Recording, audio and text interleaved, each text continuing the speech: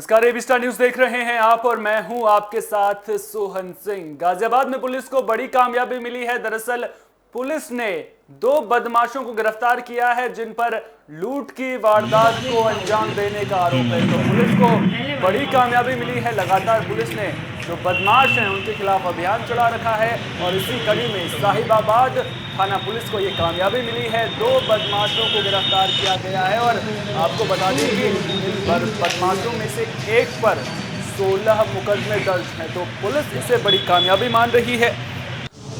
आपको बता दें कि गाजियाबाद पुलिस को यह बड़ी कामयाबी मिली है। साहिबाबाद पुलिस ने दो शातिर लुटेरों को गिरफ्तार किया है जिनके पास से लूटी हुई चेन और मोबाइल बरामद किया गया है। दरअसल पुलिस ने बदमाशों के खिलाफ अभियान चला रखा है। इसी कड़ी में गाजियाबाद पुलिस को बड़ी कामयाबी मिली है।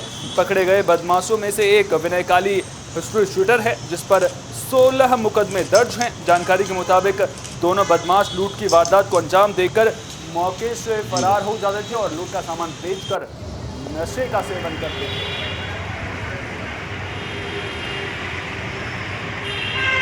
इसी खबर ज्यादा बातचीत के लिए हमारे संवाददाता नितिन कुमार हमारे साथ जुड़ गए हैं। नितिन, कहीं न कहीं गाजियाबाद में जिस तरह से आपराधिक वारदातों में लगातार इजाफा देखने को मिल रहा है, उसके बाद पुलिस ने अभियान भी चला रखा है, तो कहीं न कहीं पुलिस को यह बड़ी कामयाबी मिलती हुई नजर आ रही है।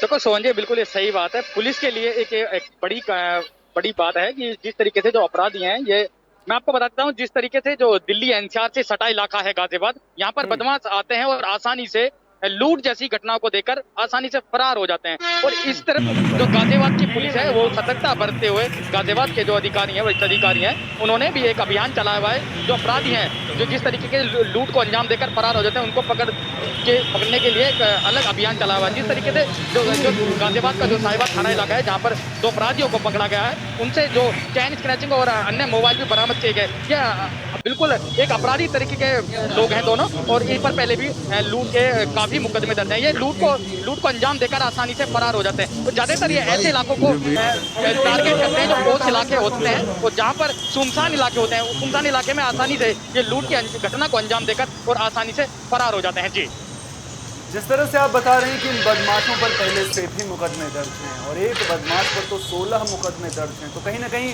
जब पुलिस इन बदमाशों से पूछताछ करेगी तो कई और राज भी खुल सकते हैं। देखो सबसे बड़ी बात है कि जो अपराधी लोग होते हैं, ये जिस तरीके से अब पुलिस ने इनको गिरफ्तार किया है और जेल जाएगा, और छूटने के बाद भी इनका सिर्फ एक ही धंधा होता है कि फिर दोबारा लूट करने लग जाते हैं। क्योंकि ये जिस तरीके से पुलिस पर इन पर मुकदमे दर्ज करती है और आसानी से फिर ये जेल चले जाते हैं। जेल जाने के बाद जब ये जेल से छुपकर आते हैं तो ये सीधा फिर लूट जैसी घटनाओं को अंजाम देने लग जाते हैं। देखो सबसे बड़ा सवाल ये उठता है कि गाजियाबाद का जो इलाका है, एक दिल्ली से जो सीमा सटे हुए इलाके हैं, उन इलाकों को ज्यादा टारगेट करते हैं, क्योंकि आसानी से पुलिस को चकमा देकर दूसरे राज्य में, दिल्ली में या इधर अगर नोएडा जिले की बात करते हैं, नोएडा की तरफ आसानी से फरार होने में कामयाब रहते हैं। जी, तो जिस तरह से आप बता रहे हैं कि बदमाश जेल जाते हैं, फिर छूट कर आते हैं, उसके बाद फिर से लूट की वारदातों को अंजाम देने लग जाते हैं, लेकिन बड़ा सवाल यहां पर यह उठता है कि आखिर ये बदमाश सुधरेंगे तो सुधरेंगे कैसे। कहीं ना कहीं उस दिशा में पहल करने की जरूरत है, उस दिशा में काम करने की जरूरत है। देखो मैं बता देता हूं, क्योंकि जो अपराधी किस्म के लोग होते हैं कि जो इनके मन में जो लालच होता है, लालच इनके मन में आ जाता है, तो लालच की वजह से ये बार बार ऐसी घटना को अंजाम देते रहते हैं। क्योंकि जब इनके मन में एक लालच आ जाता है, तो और जो इनका जो खौफ होता है, जो पुलिस का एक खौफ होना चाहिए, वो इनके कहीं न कहीं वो नहीं दिखाई देता है। क्योंकि आसानी से लूट की घटना को देखकर फरार हो जाते हैं। अगर पकड़े जाते हैं तो आसानी से फिर कुछ दिन जेल में रहने के बाद आसानी से छुटकर बाहर आ जाते हैं, अच्छा, और फिर वही एक कंपैरिजन मैं यहां पर करना चाहूंगा। दरअसल जब नक्सल वारदातें होती है, हालांकि दोनों बातों का सरपैर नहीं है, लेकिन एक एग्जांपल के तौर पर मैं कहना चाहूंगा कि जिस तरह से नक्सली वारदातें होती हैं तो उसके बाद नक्सलियों को मुख्य धारा में जोड़ने के लिए पुलिस आत्मसमर्पण नीति चलाती है, आत्मसमर्पण अभियान चलाया जाता है, जिसके बाद नक्सली मुख्य धारा में जुड़ते हैं और फिर आम जनजीवन व्यतीत करते हैं। क्या ऐसे में जिस तरह के जो बदमाश प्रवृत्ति के लोग होते हैं उनके लिए क्या पुलिस के द्वारा कोई ऐसी पहल की जा रही है ताकि वो मुख्य धारा में जुड़े और इस तरह की वारदातों को अंजाम न दें? क्योंकि कहीं ना कहीं जो आर्थिक स्थिति रहती है उसकी वजह से भी जो लोग हैं वो इस तरह की वारदातों को अंजाम देते हैं।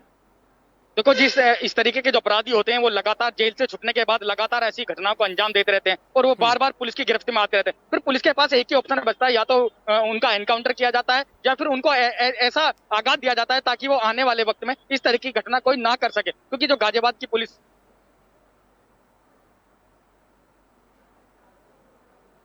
चलिए, बहुत बहुत शुक्रिया नितिन, तमाम जानकारी को हम तक साझा करने के लिए। ये थे हमारे संवाददाता नितिन, जो पूरी खबर पर हमें जानकारी दे रहे थे। तो गाजियाबाद में पुलिस को बड़ी कामयाबी मिली है। पुलिस ने 2 बदमाशों को गिरफ्तार किया है जिन पर लूट जैसी वारदातों को अंजाम देने का आरोप है, और एक बदमाश पर तो 16 मुकदमे दर्ज हैं। तो अब ऐसे में देखना दिलचस्प होगा कि जब पुलिस इन बदमाशों से पूछताछ करेगी तो कौन कौन से और राज निकल कर सामने आएंगे। फिलहाल के लिए इतना ही, दीजिए इजाजत, नमस्कार।